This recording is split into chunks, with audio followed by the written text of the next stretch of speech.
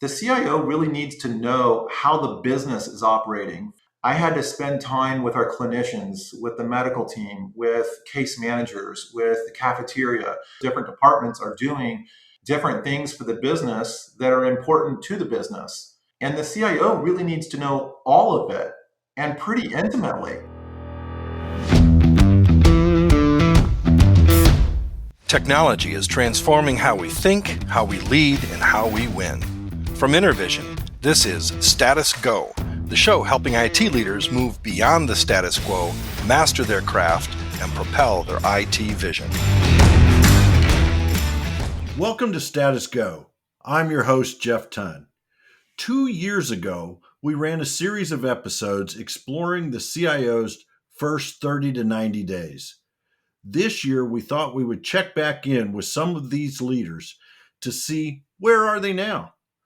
Looking back over the last 2 years, what has worked and what didn't. Today's guest is Andy Harper. Andy is the CIO for Southwest Key Programs out of Austin, Texas. We spoke with Andy early in 2020, just a few months into his tenure. Let's see how things are going.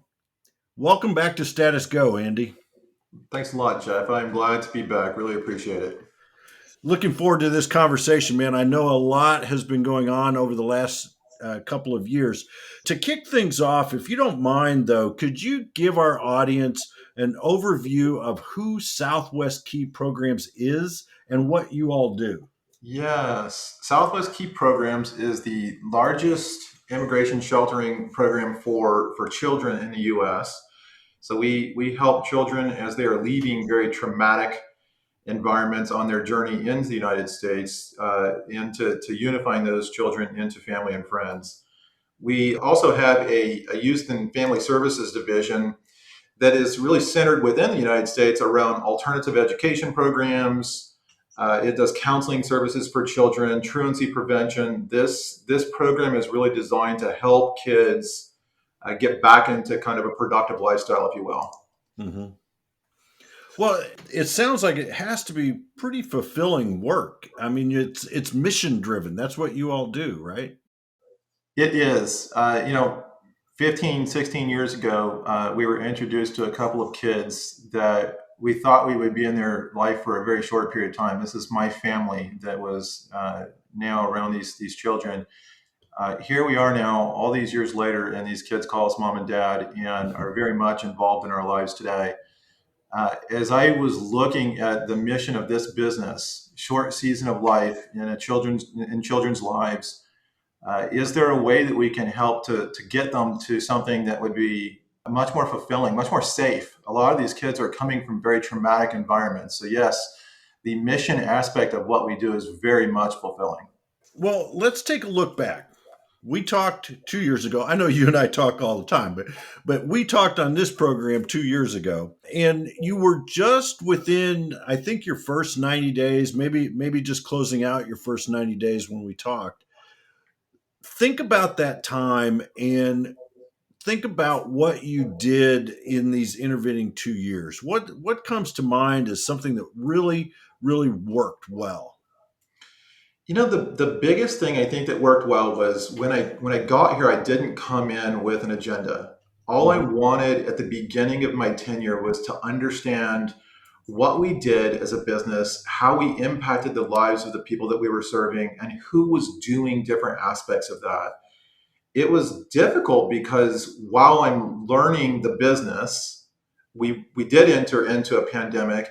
Yep. And we had to shift, right? We had to really shift the way that we were focusing the business. So kind of what was normal for a period of time had become something very different. And so we had to really figure a lot of things out then. But the last couple of years have really centered around the relationships that I built when I first got here, understanding who is working on different things, what their objectives are, and then how do we apply technology solutions to drive business activities. Mm-hmm.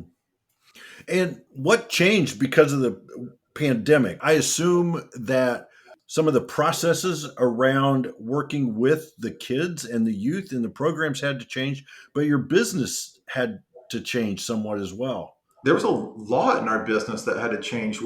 Because we serve within buildings, think of a hospital, Hmm. it wasn't a work from home kind of environment. So there were a lot of things that we had to figure out in a very short period of time because we didn't want to impact employees or really the quality of life of those employees. We had to think through technology solutions of getting people to work from home. How do we use loaner laptops? How do we use bring your own device solutions?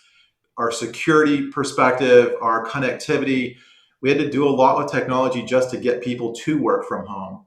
Hmm. We also had to think through things within the building like social distancing. We have a lot of children within our facilities, and those children now also have to socially distance. And so they're no longer in education, like in classrooms where they're able to sit close to each other and really engage in a teacher setting the way that they normally did. So we bought 3 or 4 thousand iPads and had to learn how to adjust kids throughout the building to be able to continue their education. And then there were a lot of internal processes that we had to think about as we were bringing people back into the office to keep people safe. Such Hmm. a big environment dealing with a large number of employees. We've got more than 10,000 employees.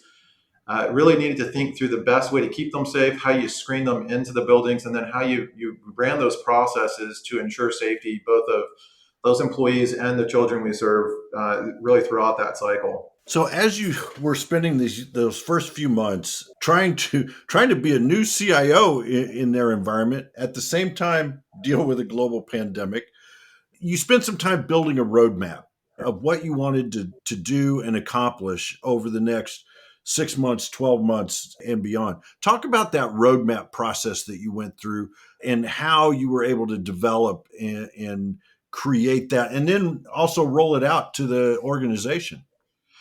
Yeah, the road mapping really was a result of staying, like deliberately staying active with the business, understanding what they were working on and how we could engage them and their solutions, right?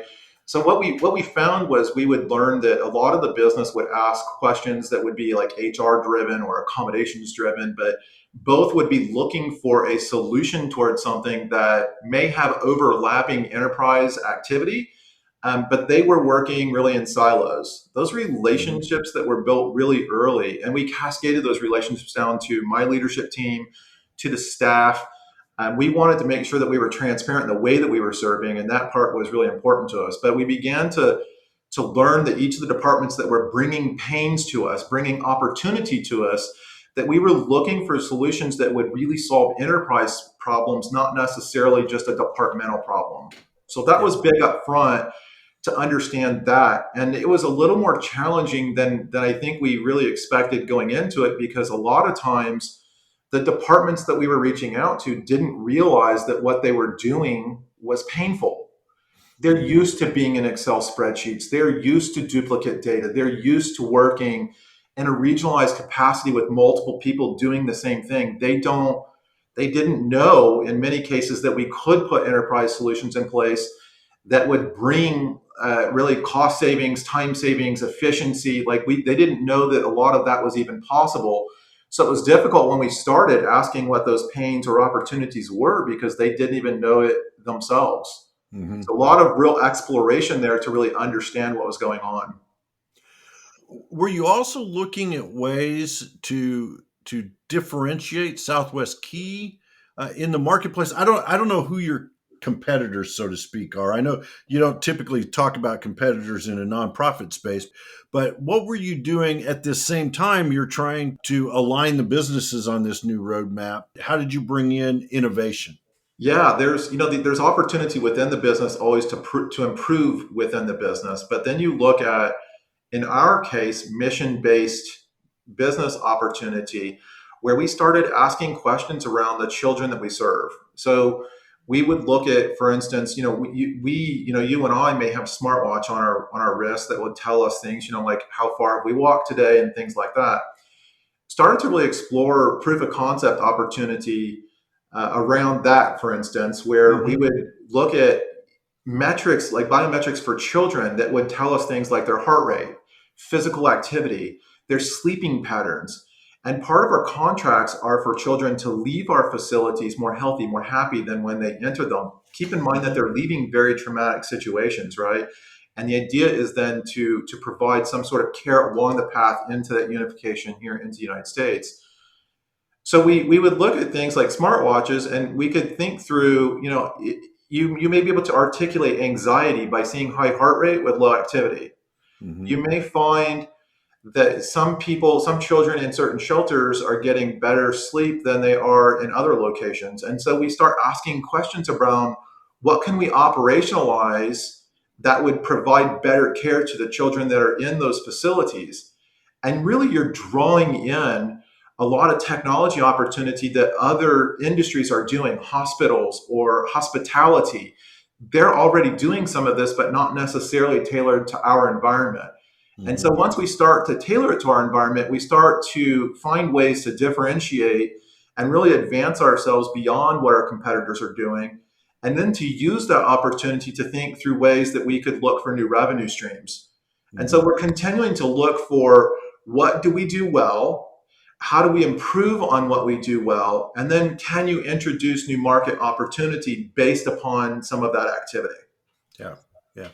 So you're building this roadmap and you're talking in a different language than your IT team was used to hearing from its leadership and probably some of your colleagues within the business. How did you start to communicate these plans again internally with your team, but then broader throughout the business? Well, throughout the business, we were doing a lot of listening. And when we would engage the business, we would then bring that opportunity back to the team to look for what are the ways that we could provide solutions that would be enterprise across the board and potentially advance the mission. Everything we did, we would try and tie it back to the mission always. And then we would put formal roadmaps together where we would visit with the business at their locations and deliver that road mapping to them so that they could see full transparency into both the opportunity that we were hearing, the Mm-hmm. solutions that we were proposing, but then they could also help us to understand prioritization because we did have the ability to be agile in what we were doing if it would best serve the business in different ways. So we were able to pivot some things while driving larger activity forward if that was necessary as well.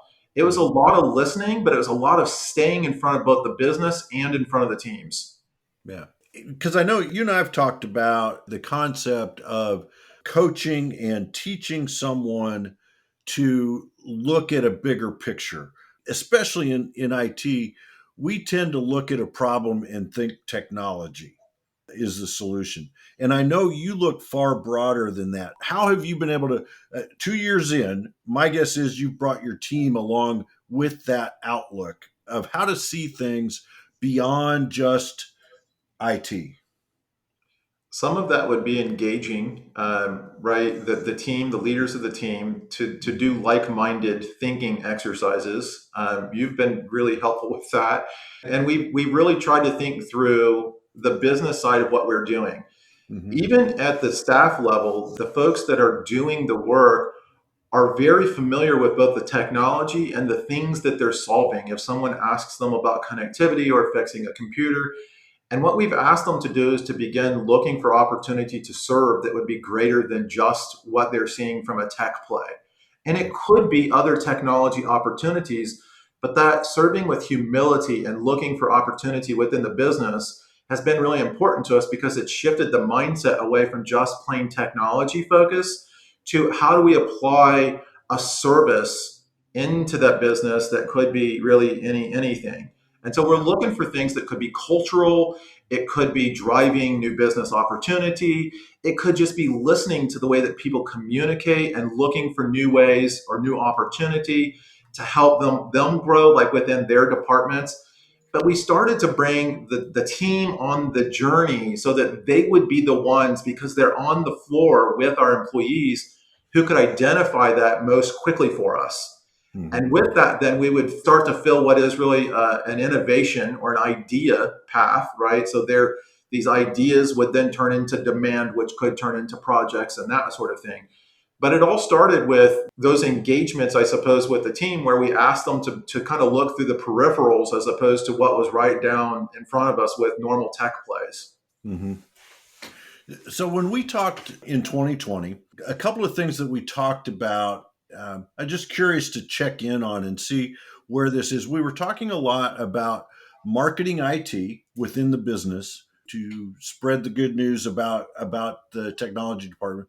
We also touched on branding the IT department, and I know back then you were wrestling with or contemplating even changing the name of the department. You ended up leaving it the way it is, but looking back, do you feel like you've rebranded the department anyway? Absolutely. The department was really known to solve technology centric problems, but it was done in a localized manner.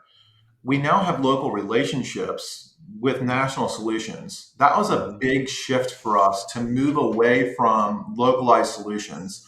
The department has been able to partner in a way that I think even other departments within our business have not been able to do. And it's because we're really visible and we stay active with the rest of the business. We're in the business, we stay present with them always. We're now looked at as, I wouldn't even say partnering with the business, but just as part of the business. Hmm. They genuinely see us as part of their problem solving and solutions that they didn't have before. And so while we didn't shift the department name, primarily because that's how people knew how to reach out to us, right? Yeah, yeah, So we didn't shift that, but we absolutely changed the way that people really engaged with us, understood us, the maturity of what we were doing, and wanted to make sure that it became that service-oriented department that it wasn't really before because we had a lot of broken solutions. So we've been able to bring a lot of that together. yeah. Well, and I'd say knowing your department and working with you over the last couple of years, I'd say that's exactly right. Your department is no longer seen as just an order taker. They're there to help solve real problems, and I think that's a testament to what you've been able to do in building that organization. That leads me to this question: when you think of the role of the CIO, what is the role of the CIO? What are the things that you think are important for a CIO to do and to work on? I think if you're in the CIO seat, that you have a natural skill, a natural talent in technology. Obviously, that is required to lead your team with credibility. But the CIO operates, I think, different than a lot of the other executive seats. If I think through finance, legal, HR, operations, there's a lot of the different areas of the business that really need to know their area of the business and they're able to impact. If you're an HR officer, certainly people operations. If you're the chief legal officer, how do you impact things that are wise to reduce risk and things of that nature? The CIO really needs to know how the business is operating. For me, I had to spend time with our clinicians, with the medical team, with case managers, with the cafeteria. I had to figure out what HR and legal were doing, or how HR is split to learning and development, accommodations, benefits. Each of those different departments are doing different things for the business that are important to the business. And the CIO really needs to know all of it and pretty Hmm. intimately. And while we're not leading that space, if we don't know it well, we can't solution well. And that was one of the biggest things that, not just me building those relationships, but taking the team, the leadership team on that same journey Yeah. was really pivotal for us to better understand what the business was doing, not just operationally, but does it best serve the mission? And so when different departments would come to us, like with a vaccination mandate, right? We had an HR department that said we need vaccines. We had an accommodations department that said, well, you may have an exemption. And the data was at one point separate, right? They're both Hmm. asking for similar opportunity to be solved. And as we began to look at it, we thought, really, at the end of the day, if you don't meet the requirement, we really can't schedule you into the building. And so it's being able to see beyond just the request, but if you understand genuinely what the business is looking for, not just what or how, but why are you providing solutions, you can begin to provide things that are providing greater value to that business. Yeah. Well, and I know you all just finished a major acquisition, so merger and acquisition towards the end of 2021. How did that go? You added a big chunk of business in. How'd that overall project go? Because I know we've got a lot of listeners out there that are involved in M&A work and would just love your thoughts on what went well, what maybe you do differently the next time. It was a tremendous opportunity for the business, and there were a lot of lessons learned that came through it. In our scenario, we had less than 2 months to do an enormous acquisition that would normally take probably a year.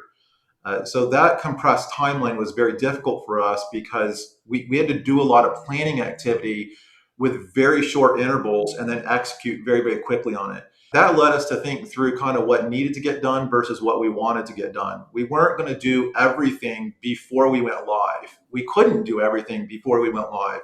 And so we had to prioritize contracts and connectivity and things of that nature. Also had to think through the way that the business was using things like computers because we couldn't re-image thousands of computers overnight.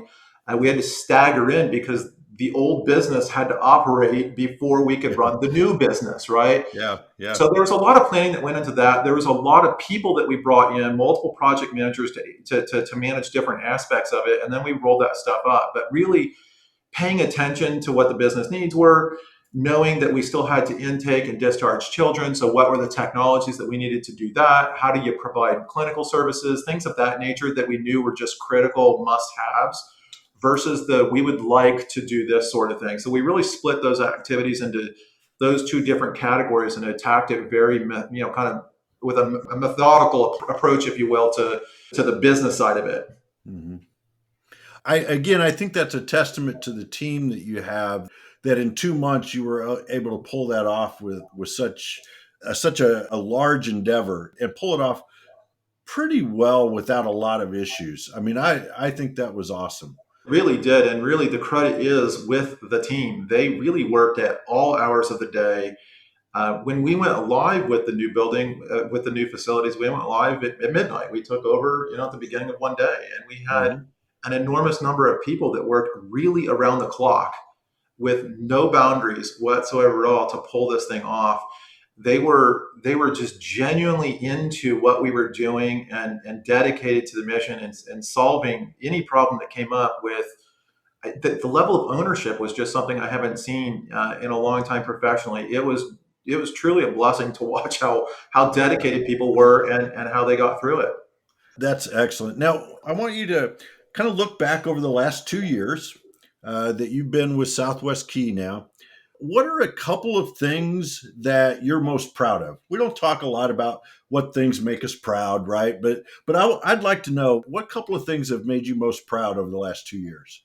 The team that we've got has been very collaborative, but really open to getting vulnerable and personal, right? So we will meet for all hands meetings. Many times we will do themed happy hours or themed dinners.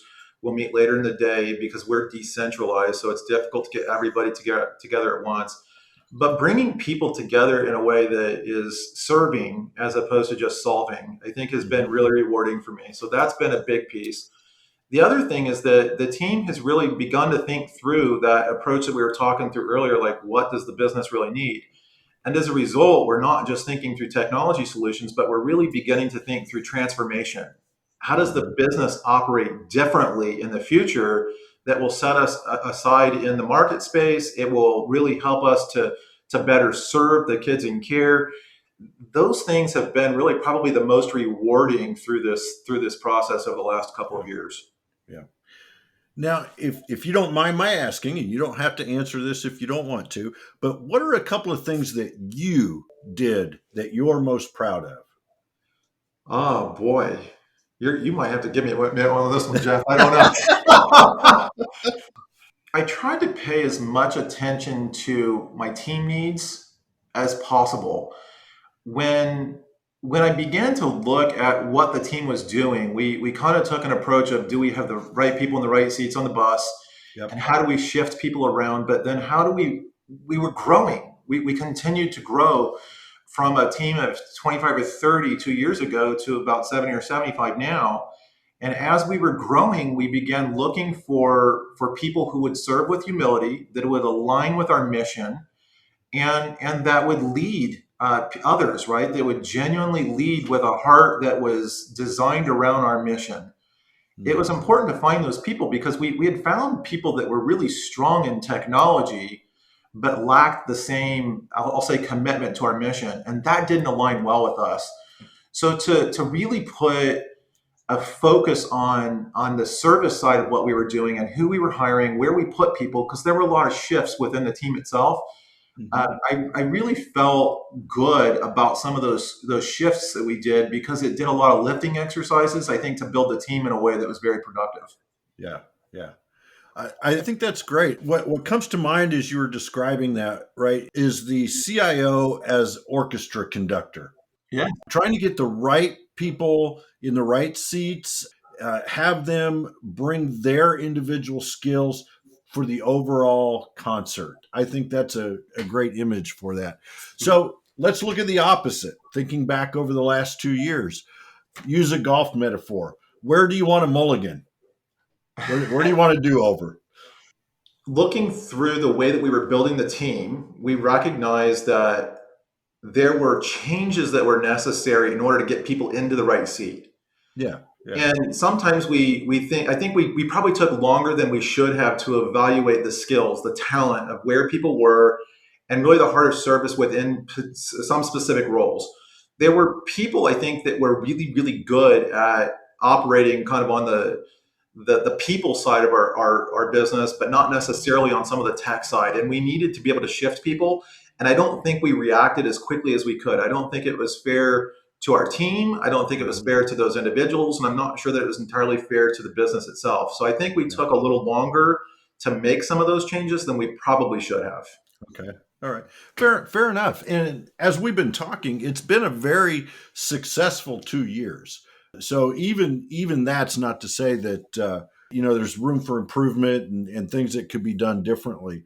And Andy, here on Status Go, we love to end with a very, very strong call to action, a very specific, explicit call to action. So as you think about our listeners, fellow CIOs, senior IT leaders from across the United States, what's one or two things that you would advise them to do because they listened to our conversation today?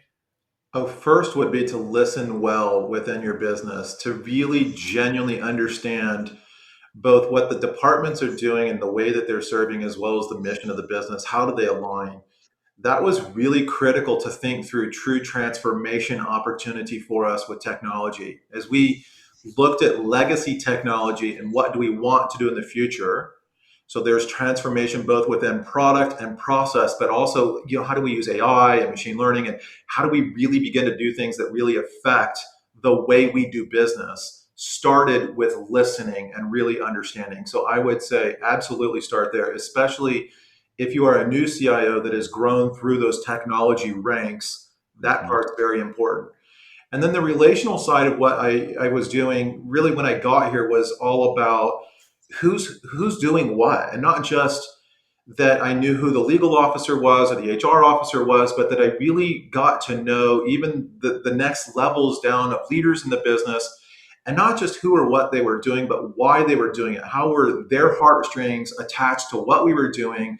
Because it was those heartstrings that really allowed us to align on the way we provided solutions. We weren't always giving people exactly what they asked for, because when we began to explore what they were asking for, we had better solutions. We had more opportunity in front of us that delivered greater results to the business.